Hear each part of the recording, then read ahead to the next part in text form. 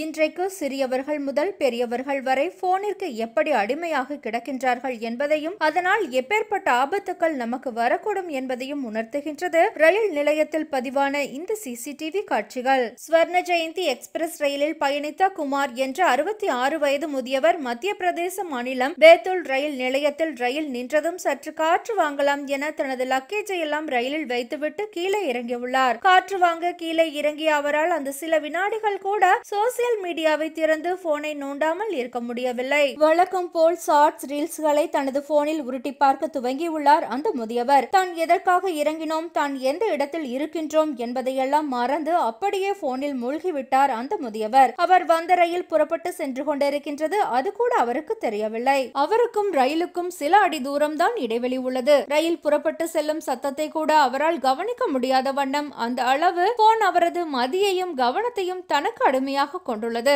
அடுத்து அவருக்கு வரப்போகும் ஆபத்து தெரியாமல் போனில் மும்மரமாக மூழ்கி கிடக்கின்றார் அந்த முதியவர். ரயில் கிட்டத்தட்ட ரயில் நிலையத்தை கடந்து செல்ல போகின்றது. அவர் வேறு எதற்கோ அமர்ந்திருக்கின்றார் என நினைத்து மற்ற யாரும் அவருக்கு ரயில் சென்று கொண்டிருப்பதை சொல்லவில்லை. அந்த முதியவர் போனை விட்டு தனது தலையை எடுப்பதாக தெரியவில்லை. ட்ரெயின் ரயில் நிலையத்தை கடந்து செல்ல போகும்போதுதான் அந்த முதியவர் போனை விட்டு தனது தலையை தூக்கி பார்க்கின்றார். ஐயையோ, ரயில் போகுதே என ஓடும் ரயிலில் ஏற முற்படுகின்றார் அந்த முதியவர்.